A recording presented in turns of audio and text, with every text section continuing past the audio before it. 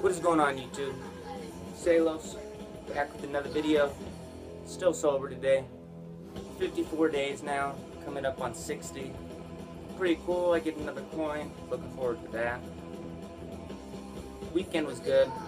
Hope you guys had a great weekend. Mine was pretty eventful. Did lots of stuff. Friday night, I got to go see one of my favorite bands when I was younger. I got to go see Iron Maiden. That was an experience. They're on their Book of Souls tour. Not too familiar with that album. I've only listened to it like once or twice. Played a lot of songs from that, which kind of bummed me out because I'm more of a classic era fan, like Diano, Bruce, of course. Bruce got some new moves, which is interesting. I got to see them in 2013, and he wasn't doing half the stuff he was doing on this tour. He was doing like some shit like this. I wasn't feeling it. Let's just say that. I wasn't feeling it. Probably the highlight of the whole show was during Number of the Beast. They had a big demon come out of the floor on the stage, and that was pretty awesome. And on the encore, they had a big Eddie come out, and that was pretty entertaining as well. For them being around for like 40 years, still kicking ass, pretty awesome.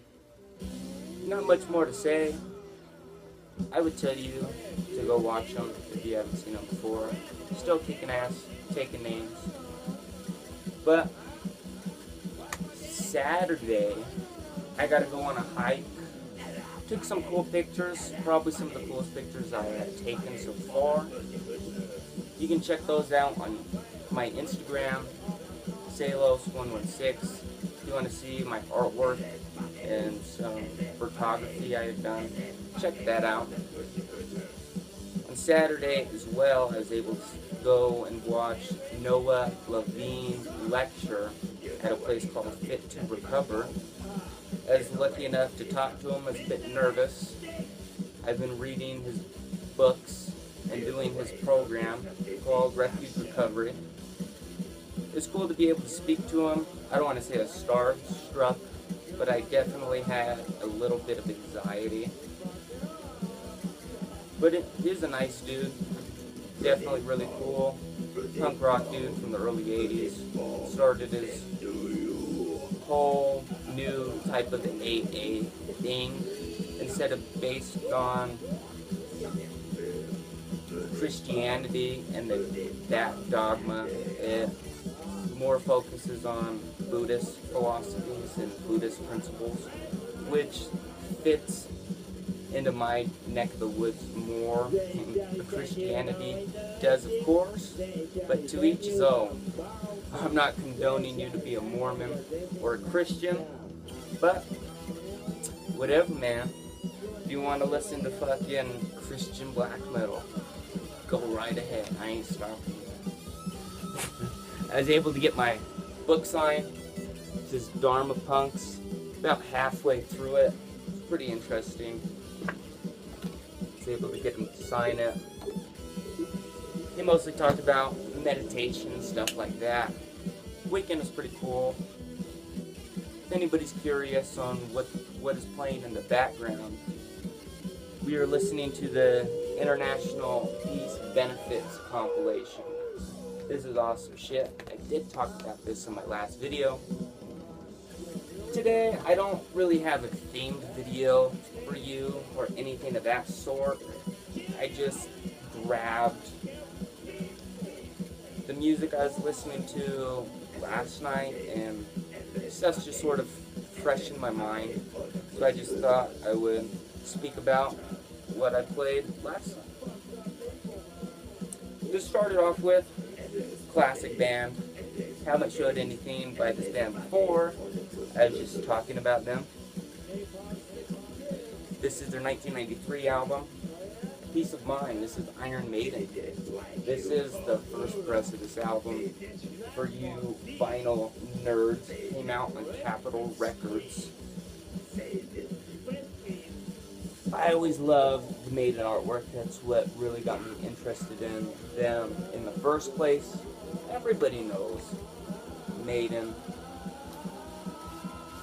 I have my records stored in a little poly bag. You got a nice brain right there for you. I believe this did come with the original sleeve. This was passed down to me by a good friend of mine. You got lyrics right there. Picture of the band. Looks like they're at the Last Supper or something. But since the concert, I've been jamming a lot of Maiden. Still love them. Just a cool band. Really not much more to be said. But of course I love the Diano era more, like Killers, self-titled. But Bruce's era was the first Maiden that I ever listened to, so it's very nostalgic for me. I definitely wasn't around when this stuff came out, but I feel like I can still appreciate it. I'm not one of those black metal only dudes. I definitely appreciate the classics. It's Iron Maiden, peace of mind. Now the next record I'm showing is from the same year. Different genre, let's say. One of my favorite records in my collection. Lots of suspense in this video. This is the Great Punk Hits. I'm always scared to pull this out of the bag just because I don't want this to get too fucked up. I also want to talk about how I package my LPs as well. So if you can see, these like bubble wrap just because I'm fucking paranoid. But this is probably one of my favorite pieces of hardcore music ever. Like I said, this came out in 1993, including artists g.i.s.m, The Execute, Aburadaku, Laughing Noise, The Clay, and g.i.s.m. So many good bands. This does come with an OBI strip. I am too paranoid to pull this off for you guys.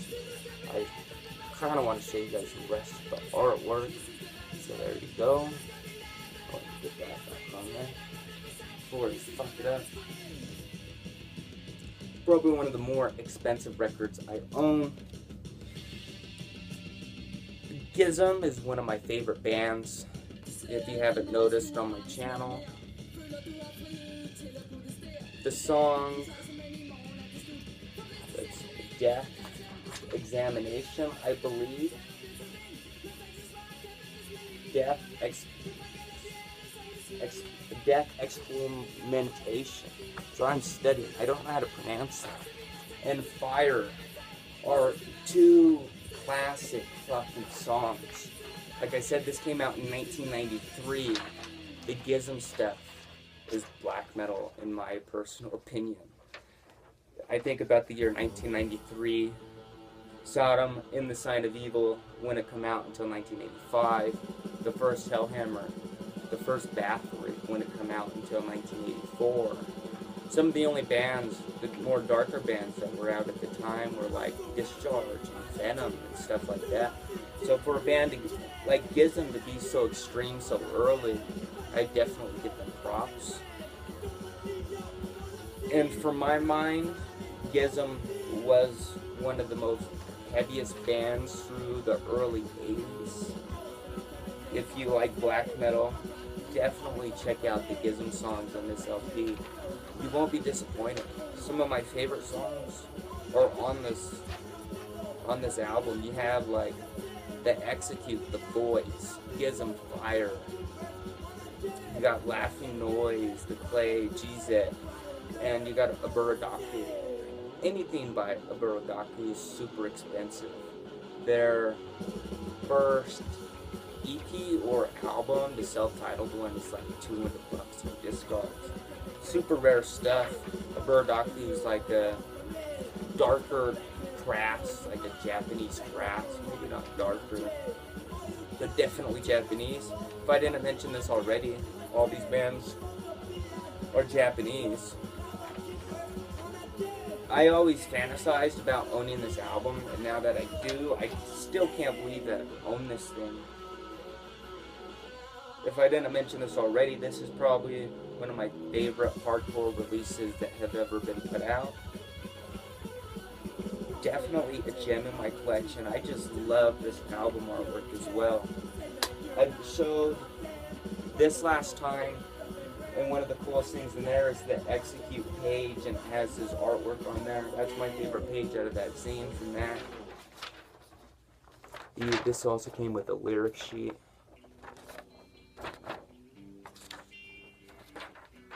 It's kind of yellowing for it being so old. This is in like pristine condition. Really amazing. And the album is, I have it in the Japanese sleeves.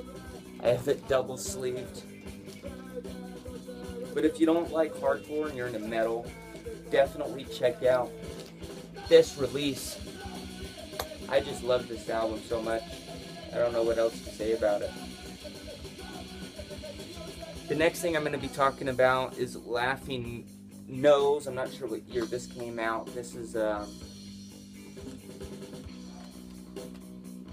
Laughing Noise Indie Omnibus. It's their work from 1981 to 1985.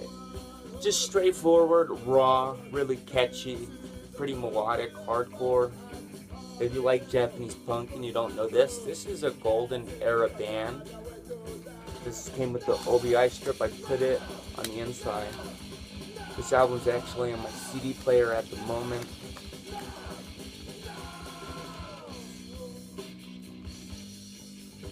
This band isn't doing anything too experimental. Like I said, they're more straightforward, really catchy, just really cool stuff. If you're into hardcore music, check that thing out. Not much more to say about it. Pretty straightforward release, pretty cool. I think the CD might be one of the rarest ones in my collection. Not really sure, haven't looked it up in a long time, but I assume it is. The next band, I have two releases from this band.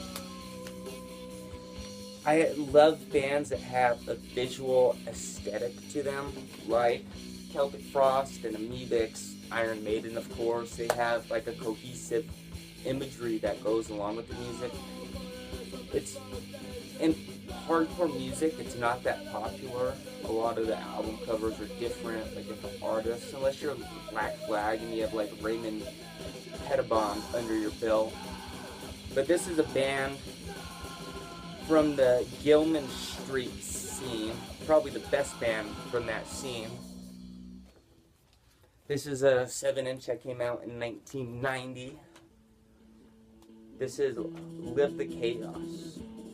I'm trying to see who put this out. This is limited to 500 copies. This is Filth.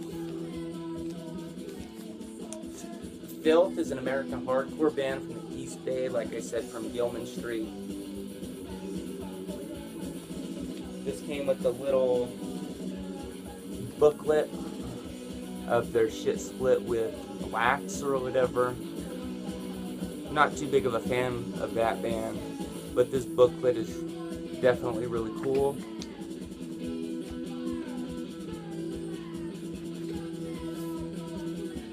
Filth has really catchy riffs. This is on I think a beer colored vinyl, I believe. The vocals are, if somebody swallowed razor blades and they're running to kick your ass because they're so pissed, and you're running for your life and they're yelling at you, that is what the vocals sound like. So I just showed the booklet for Filth and Blad's Shit Split. So this is their 12-inch of that. You got Filth I love the album artwork on these releases. Really primitive. Really love stuff that looks like this. Another band that has a visual aesthetic to them that I would tell you to check out would be Icons of Filth. This is on like the gray marble with white and black in it. I love that guy right there as well. Really catchy riffs. Lots of cool moshy breakdown parts, slam dance parts. This probably has one of the best anthems there is in hardcore music, The List. It's just a call to arms for all the punk rockers to stand up and fight for what you believe in. That was a song that introduced me to that band. I didn't know it was Filth when I first heard it. I searched for that song for a long time. I was turned on to this LP at a local record store. My friend Brad owns Ranch Records, and he knows my taste in music, and he told me to buy this thing. I'm not disappointed in this at all.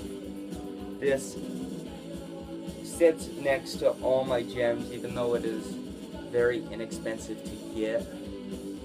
It still sits with my Neebix and Frost and Sodom stuff, just because it gets so much play, and I love this thing so much. But if you haven't heard Filth, check out the song The List. Really awesome stuff.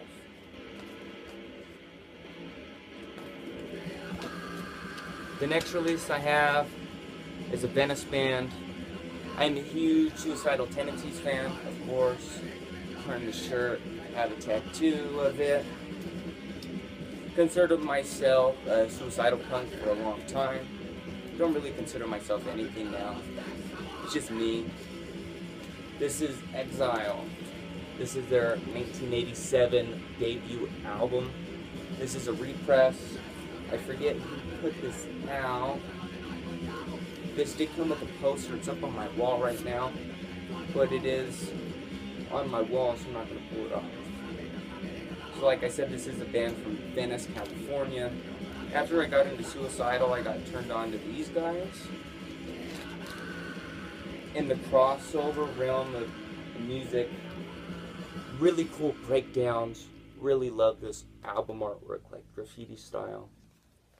There's their little character dude, I forget his name, or if he even has a name. This is a gatefold. Pretty technical for being a punk crossover album. Really thrashy. This thing is just, if you like Cryptic Solder and DRI and Suicidal Tendencies, you'll definitely like this thing. This is on another beer colored vinyl. Straightforward stuff. The solos are pretty technical for a band of this caliber. I can't even talk right now, sorry. Verbal vomit. When it first started. Later on. Cholo, surf punk, Venice stuff. Of course, I had to save the sticker because I'm a nerd. Comes with a booklet.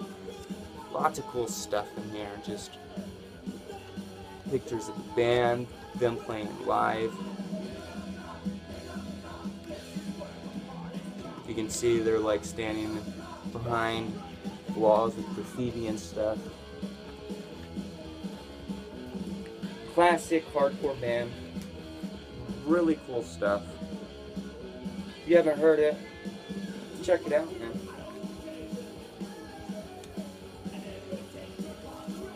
The last release I have to show you guys. This video is already too long. This is g.i.s.m, Japanese punk band. This came out in 1988. It's at Wild West Records. This is like if Gas Tank met I don't want to say Neil Young. Maybe Gas Tank meets the Misfits meets Johnny Cash. That's what k.g.i.s.m is. You got a little bit of Sonic Youth aesthetic in there. A little bit of, I can hear a little bit of Sonic Youth in the music. You got 4 songs on this release. Because they came out in 1988. Really weird. I don't want to say it's not as weird as something like g.i.s.m. It's not as heavy as something like that. Don't know what else to say about this thing. k.g.i.s.m. Look this up on YouTube. It's some weird stuff. I have this in a little poly bag as well.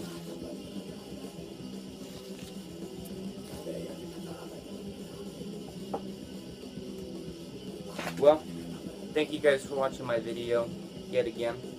You can like, subscribe. You guys can dislike, unsubscribe. You guys can follow me on Instagram. You guys can do whatever the fuck you guys want to do. Leave a comment down below. Ask me what you want to see, what you want to hear about. Yeah. Well, thanks for watching my video, guys.